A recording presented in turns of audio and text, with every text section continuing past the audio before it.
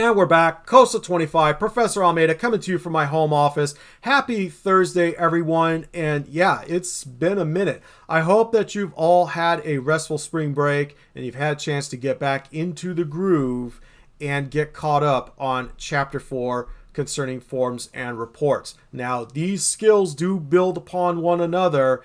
Let's say, for example, with reports, if you want to generate a report based on a table or query, well, you have to know how to create a table in Access in the first place and then add records. And then with queries, well, to generate a query, you have to have a table in the first place, and then you see how all of that works, right? So again, I hope you've had a chance to get back into the groove. I know that some of us still have that spring break mindset, and it's real easy to fall behind. That's why you need to make sure you have the discipline to log into Canvas and interact with the material. And I get it. A lot of us are busy.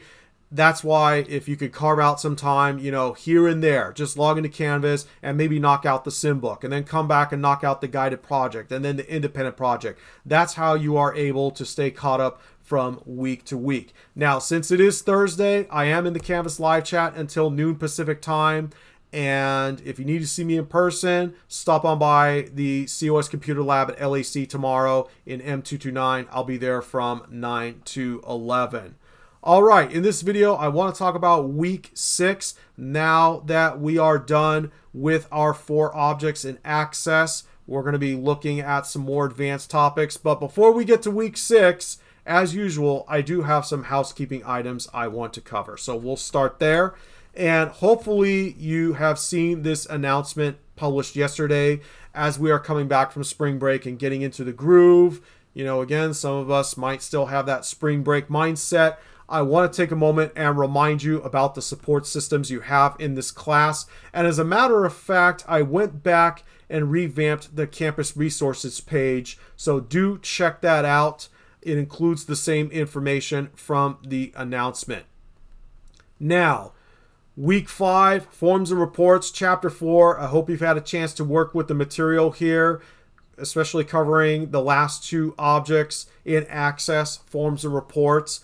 And again, once you've learned how all of these objects work together in Access, we can start moving on to other things. I've also reached out to some of you in the Canvas inbox concerning participation.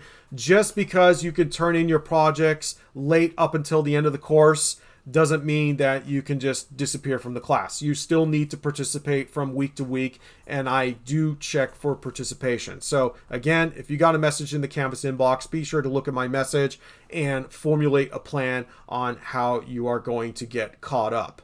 Okay, you don't want to let the work pile up, especially since the skills do build upon one another. And I'll get a little bit more into that in a moment. There is something that I do need to address. But for now, let's look at week 6 on Chapter 5. So Chapter 5 is going to look at templates, advanced relationships, and macros. This is on how to automate tasks in Access. And by the way, you could also use macros in other Microsoft 365 programs as well. Let's check out the week 6 overview, because there are some important things you need to consider. Now, I have a very old announcement video here. We can scroll past that. But when you get down to action items, there are 2 things that you need to consider here. First, we're going to start with Guided Project 5-1. You can see I have it open here. I'm going to scroll down to Step 6. And in Step 6, they're asking us to edit the faculty extended query in the database. Now, if you get to Part C, they ask you to delete the company, I want to say field, delete company in brackets with the comma from the expression. And they have this note here: you must delete the comma that appears after company for the query to work correctly. Okay, so you have to include company in the brackets plus the comma. And as a matter of fact, in Step F, you're going to do the same thing.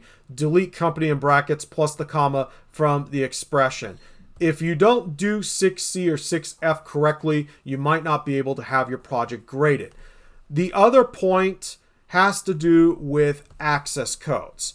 Now, every semester, there's always someone out there who tries to be clever, and for whatever reason, they're using an access code from who knows where, maybe from another class, and then they get to chapter 5 and find out the hard way that they've been rolling the dice.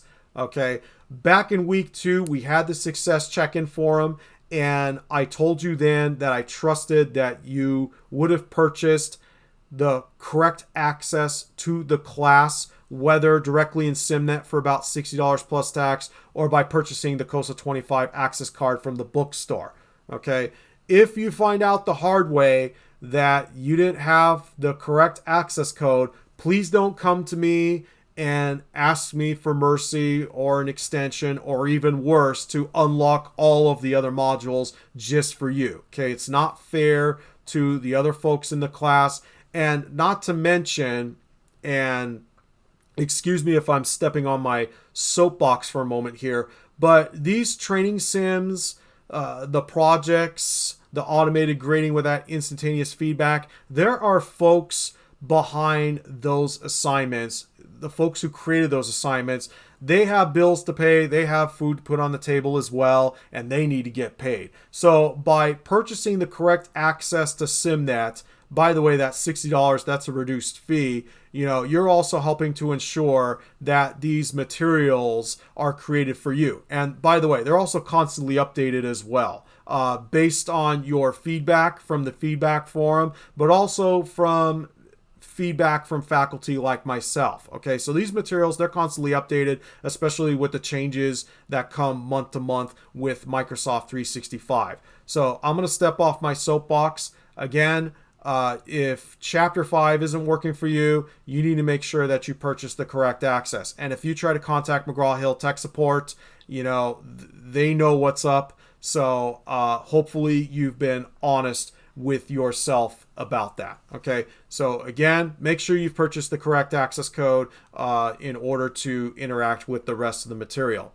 All right, on that note, that's pretty much it for Chapter 5. We're basically following the same formula. You have your sim book, your guided and independent.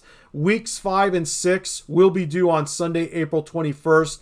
Don't wait until the weekend to start, okay? Otherwise, you're going to end up falling behind. And again, you do need to learn the skills since they do build upon one another. And one last thing, because I have received a couple of questions about opening modules ahead of time, I need to address this as well. So the reason why the Canvas modules open 2 weeks at a time, number one, is because you all signed up for a 12-week COSA 25 class. There are rules I do need to follow from the college regarding contact hours. You know, it's not a self-paced COSA 25. It's not a 4-week COSA 25. That's number one. But number two, I really want you to spend the time working with the concepts and being able to practice them. Because again, the skills do build upon one another. And if you're just flying through the course, you know, you're not getting the most out of the class. And especially if you want to go for that MOS certification, you need to make sure that you really take the time to master the skills and the concepts. So on that note, have a good weekend. I'll see you in the live chat or in person, and take care of yourselves out there. We'll do this again soon.